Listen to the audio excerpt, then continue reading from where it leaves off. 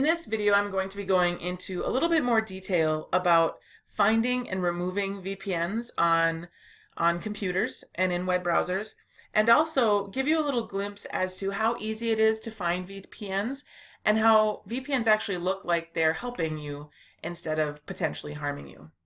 So in that video, I talked very specifically about how VPNs aren't always bad, and that is absolutely true. Many people use VPNs appropriately. Usually they're paid and highly reputable.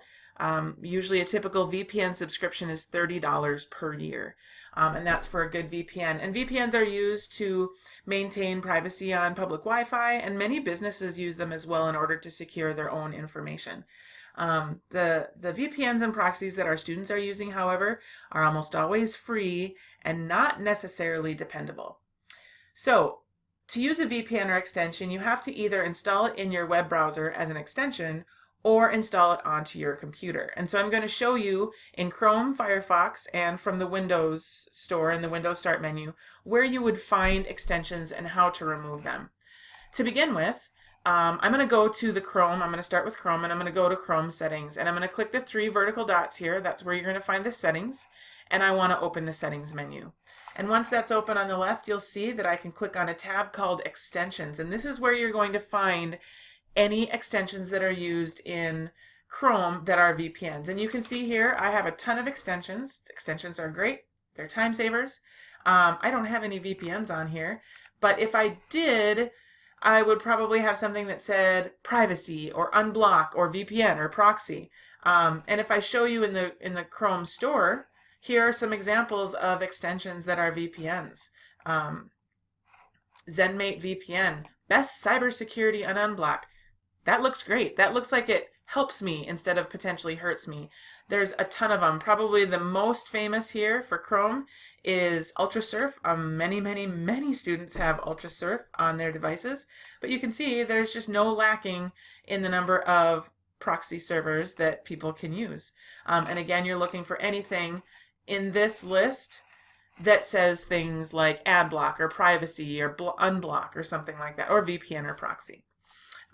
In Firefox, it's very similar. I'm going to go into my settings, which is the three horizontal lines, select add-ons. I'm going to get to this menu right here.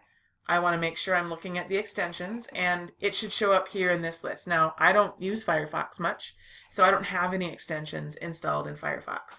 But if I did, or if a student does, you're going to see again something here listed that says unblock or VPN or privacy or something like that. And again, Firefox has an add-on store, and if I just search for the word privacy and I click go, here are all the different ones that I can find. ZenMate Security and Privacy, Privacy Badger. That seems good. It protects my privacy by unblocking spying ads and invisible trackers. That sounds like an excellent choice. But again, you don't know who it belongs to, who's behind it, and if it's free, you're probably paying in some way, and usually that's in your personal information. You can also access add-ons on the Windows Store, and typically and normally our students aren't allowed to download software to their own device outside of Software Center. The one exception is the Windows Store, because Windows apps go through a pre-screening process and they don't come pre-installed with malware or viruses. That doesn't necessarily make them all safe and secure, however. So if I'm a student, I've got a school device, I search here for VPN, and I'm going to get some results here, and I'm going to have several to choose from. Now, they're a little harder to find on a student device if they've downloaded them from the web store, because in this case they don't attach to a browser, they actually download to the student device. So you're going to have to go down here to the search window, look for apps and features, and this is going to give you and show you the list of all the apps that are installed on students' devices. Now here I can scroll through just like looking for extensions in Safari or in Firefox and Chrome, and look for those names that look a little shifty. Privacy, VPN, proxy, unblock. Same thing here. You click, you uninstall it for a student, or you tell them to uninstall it. If I'm in Chrome and I want to uninstall it, I just click the trash button and then I uninstall it. Now keep in mind, if your student is accessing Facebook or YouTube or a gaming site that you know is blocked and you can't find extensions on their device, another thing you may want to do is check their Wi-Fi, because we have students who are using hotspots, and they're using those hotspots to get around filters. And hotspots can be on mobile phones, but they can also be on little check-outable pucks that kids get from the library. And so you'll want to have them check their Wi-Fi settings, go in here to their internet access point.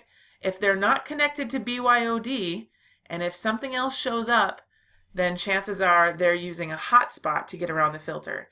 And although that's not illegal and it's not necessarily compromising their safety, it is still violating the acceptable use policy, and it's distracting them from what they should be doing. As mentioned in the video, if students after today or after the day they're seeing the video still have or are found to have VPNs on their devices or are using and accessing sites that we know are blocked on the media or on the district internet, you can and should submit a behavior referral, because there is a step-by-step discipline process for repeated offenders' use of VPNs. And we want to keep track of students who are doing that and make sure that they learn the appropriate behavior. So if you have any more questions about VPNs, please let me know. Otherwise, good luck, and make sure you don't have any on your computers either accidentally.